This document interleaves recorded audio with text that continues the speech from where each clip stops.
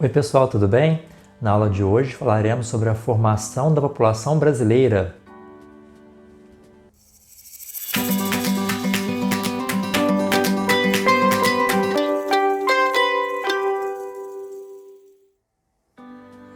O Brasil é considerado um país miscigenado. A população que mora aqui provém de, basicamente, 3 grandes regiões do mundo: os nativos que moravam aqui antes da chegada dos portugueses, os afrodescendentes, pessoas que foram trazidas da África para cá, e os europeus, que eram os colonizadores iniciais. Porém, agrega-se a essa população milhares de imigrantes de outros lugares do mundo que vieram para cá ao longo do século XX. Mas basicamente os povos que formaram a população brasileira são os nativos, os europeus e os africanos. Estima-se que a população indígena, quando os portugueses chegaram aqui, estava entre 2 milhões e 6 milhões de indivíduos, distribuídos nas mais diferentes tribos. Eram centenas de tribos, culturas, civilizações que existiam aqui antes dos portugueses chegarem. As maiores delas são Tupi-Guarani, Gê, Aruac e Caribe. Elas são maiores em número de pessoas e extensão de terra que ocupavam aqui naquele período. Hoje existem no Brasil 820 mil indígenas que se autodeclararam assim, ou seja, na pesquisa feita pelo IBGE, se declararam como indígenas. Desses, 300 mil vivem em áreas urbanas, em cidades, e 430 mil vivem na Amazônia Legal, sendo que dessas tribos da Amazônia Legal, algumas nunca foram contatadas pela FUNAI, ou seja, elas não têm nenhum tipo de contato com a nossa sociedade, vivem de forma isolada lá na Amazônia. Embora muitos indígenas não vivam mais em áreas florestais, se vistam como nós e não usam suas vestimentas típicas, mesmo assim são classificados como indígenas, porque têm raízes, laços culturais com os seus povos, além da descendência ser indígena, e eles se declaram assim no censo do IBGE, portanto são classificados como indígenas. Foram trazidos mais de 4 milhões de africanos como escravos para o Brasil colônia.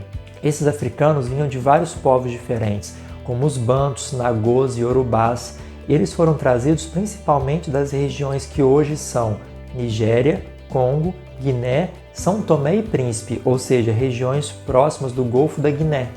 Mesmo hoje, após mais de 130 anos da abolição da escravatura, há grandes diferenças sociais e econômicas entre brancos e negros no Brasil, como por exemplo na taxa de analfabetismo, em que entre os brancos é menor que 6% e entre os pretos maior que 13%. Na média salarial, essa diferença fica maior ainda. A média salarial de uma pessoa branca no Brasil é de R$ 1.538. Já entre a população preta, a média salarial é de R$ 834. Em alguns estados, a população branca recebe cerca de 3 vezes mais que a população preta na média salarial. Já entre os europeus, os portugueses tiveram uma maior participação na formação do povo brasileiro, porque foram eles que colonizaram o Brasil. Durante o período colonial, basicamente, a imigração para o Brasil foi de portugueses. Porém, com a vinda da família real em 1818, aconteceu um incentivo ao branqueamento da população. Eles queriam que a população brasileira se tornasse mais branca por questões racistas, pois achavam que a população negra era inferior à população branca. Então incentivaram a vinda de vários outros povos brancos para cá, como suíços e italianos. Os italianos, por exemplo, se firmaram aqui na região sudeste e na região sul do Brasil. Outra questão relacionada à vinda desses imigrantes para cá era a ocupação de áreas que estavam despovoadas no Brasil, áreas que poderiam ser tomadas por países vizinhos. Então, muitos italianos foram para a região sul justamente para ocupar e povoar essa área. Ao longo do século XX também foi massiva a imigração japonesa no Brasil, formando inclusive a maior comunidade japonesa fora do Japão, principalmente na cidade de São Paulo, onde o bairro Liberdade é um bairro típico de população japonesa. A imigração de outros povos para cá foi forte no começo do século XX, mas como o governo não cumpriu muitas das promessas feitas a esses imigrantes, essa imigração tendeu a diminuir ao longo do século. Mas como o governo não cumpriu muitas das promessas feitas aos imigrantes, esse fluxo migratório diminuiu ao longo do século XX. Portanto, essa formação do povo brasileiro de diferentes origens confere uma diversidade cultural muito grande para o Brasil, e isso se manifesta através da religião, das artes, da comida, da dança, nos diferentes estados e regiões do Brasil. São necessários diversos tipos de investimentos para que não aconteça mais essa desigualdade entre pretos, brancos, amarelos, pardos e indígenas. Aqui no Brasil, por exemplo, como a gente viu, a população preta ela sofre de forma econômica, de forma social, porque o racismo ainda é muito latente.